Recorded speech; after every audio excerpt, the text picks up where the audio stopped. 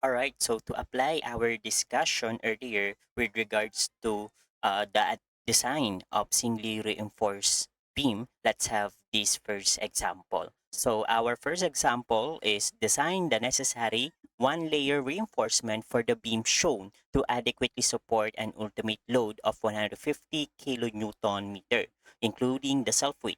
Use F prime C is equal to 28 megapascal. Yielding strength is equal to 414 megapascal. Diameter of the main reinforcement is 20 millimeter. Diameter of stirrups is 10 millimeter. And the concrete cover is 40 millimeter. Okay, so dito na tayo papasok sa ating design portion. So ibig sabihin lang nito, given ngayon dito yung ating moment capacity. So from this moment capacity, we need to determine how many rebars that will sustain in our tension side of our beam. Ibig sabihin lang nito ilan yung bakal na kailangan natin dito i-consider so that it can produce equal to 150 kilonewton meter or more than the 150 kilonewton meter. Of course, utilizing na rin dito yung sa ating ultimate strength design or the USD method. Okay? So first, before we proceed on our steps in the design of our singly reinforced beam, let's proceed first in our preliminary steps or the initial steps. Yung mga necessary given na kailangan natin at makakatulong sa pag-design ng ating beam. Of course, preliminary steps natin dito is the effective depth.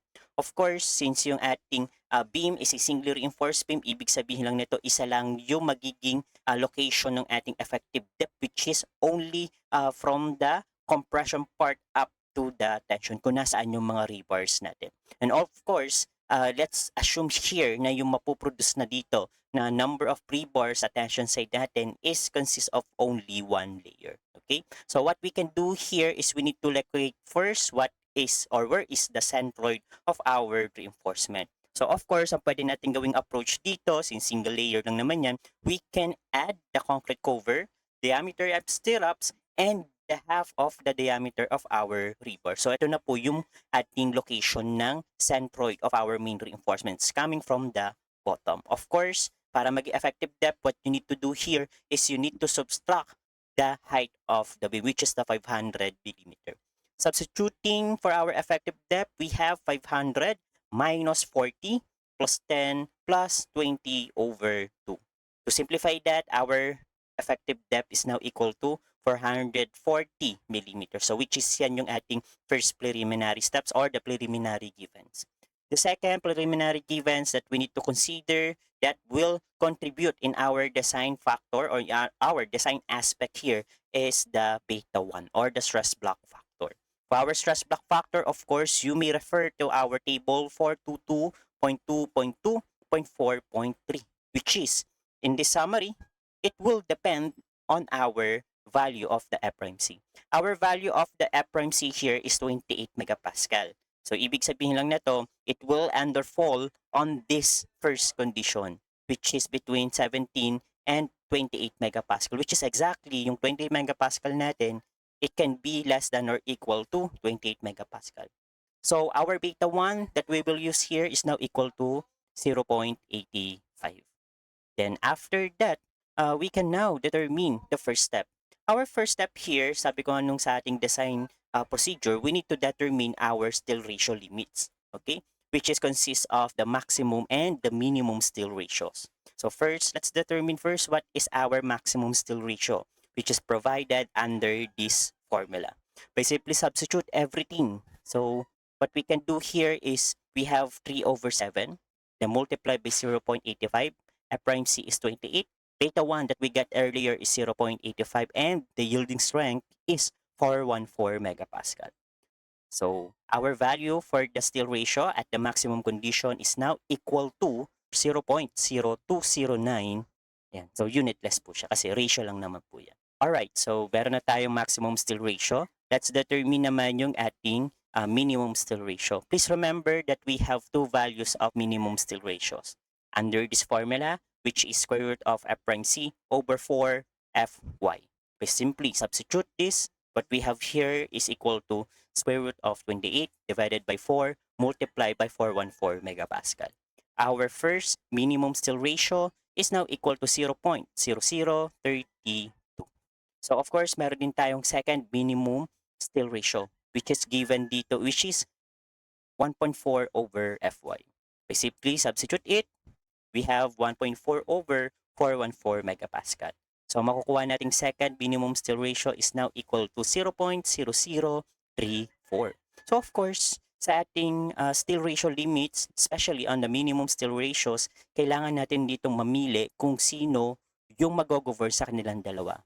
By simply selecting what is the largest among these two minimum steel ratios. And ang value natin dito for our minimum steel ratio that we will use is now equal to 0.0034, which is coming from our second minimum steel ratios. Okay, so ibig sabihin lang nito sa pagkuha natin under this first step is ito na po yung magiging criteria natin for our actual steel ratio. Okay, dahil kapag yung ating steel ratio is between the minimum and the maximum, you can consider it as a singly reinforced beam. If your actual steel ratio is much less than by your minimum steel ratio, automatic, yung minimum steel ratio yung gagamitin mo. And of course, this is still under singly reinforced beam. But if our actual steel ratio is greater than our maximum steel ratio, ibig sabihin lang po nun, you will now consider this section as a doubly reinforced beam, which is wala pa tayo dun. Okay? So first, second step natin, let's have the solving for the actual steel ratio. Ibig sabihin, ito po yung hanapin natin. Okay? But ang gagamitin natin dito in solving for the actual steel ratio ay yung dinerive nating moment capacity. Considering that this will in terms of our steel ratio. Okay? So, na-derive na natin to formula kung saan to nanggaling. So, lahat dito ay given tayo. We have design moment and also yung ating strength reduction factor. Remember, kapag tayo ay nagde-design, ideally, ang gusto natin dito mangyari is maging tension control. That's why we will use here later on as the value of 0.9. Okay? And then, meron tayong base, effective depth, yielding strength. Yan. Yun talaga yung gusto natin ditong gamitin or mangyari kasi nga, kailangan mag-yield muna yung ating mga bakal. Okay? So why not to substitute them all? So under this formula, and by the way, please take note that our moment here, which is the 150 kilonewton meter, nilagyan ko po siya ng times 10 raised to 6. Kasi para at least hindi na tayo masyadong mag-convert on the right side of our equation. So let's solve for the actual steel ratio. So our actual steel ratio here, lumalabas na dito, which is 0.00741. And we need to compare to our steel ratio limits. Okay? So lumalabas dito, in comparison with the minimum, mas mataas po yung ating actual steel ratio, which is okay lang po yan. No? However, in comparison naman with our maximum steel ratio, is hindi po lumagpas yung ating actual steel ratio, which is a good indication that we need to emphasize here the design of a singly reinforced beam. Okay? So, third step tayo. Our third step here is we need to determine the required number of rebars. This is much easier now kasi meron na tayong established na actual steel ratio na gagamitin, which is 0.0741. So, ibig sabihin lang nito, we can use the actual formula for the steel ratio, which is the area of the steel reinforcement divided by the gross area. However, our gross area here is in a form of a rectangle, which is width of the beam multiplied by our effective depth. And also, I will try to cross-multiply this equation or this formula para makuha natin directly yung required area of reinforcement or the total area of reinforcement. So that we can directly substitute it. Okay? So, after ng direct substitution natin, ang makukuha nating total steel reinforcement is now equal to 978.182 square millimeter. So, ibig sabihin lang nito, yung buong tensile reinforcement mo dito, ang total niya is this value, 978.182 square millimeter. Kaya lang kasi, kailangan kapag tayo ay nagde-design talaga in actual, dapat alam natin kung ilang piraso yung gagamitin natin. Of course, this will be based on the given diameter of our reinforcement. So, ibig sabihin lang nito, ilang piraso ng 20 mm na bakal ang magkakasya dito sa total the steel area natin. Okay? So, which is, yun yung mas madaling step, no? Kasi ang gagawin lang natin dito, i-divide lang natin yung total sa per piece. Kaya lang yung per piece natin dito, of course, yung area ng ating 20 millimeter. So by simply substitute everything, so we have 978.182 divided by the area of a single. So isang piraso lang kasi yun yung gusto nating alamin, ilang piraso yung magiging 20 millimeter natin. Okay? So by simply answering our number of reinforcement which is equal to 3.114 pieces. Kaso, ayaw natin na magkaroon ng butal kasi nga in terms of practicality, ang gusto natin dito sakto yung magiging sagot natin.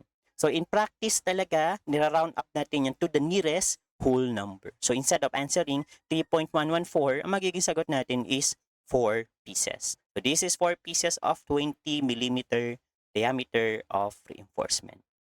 This is our answer for this first sample problem.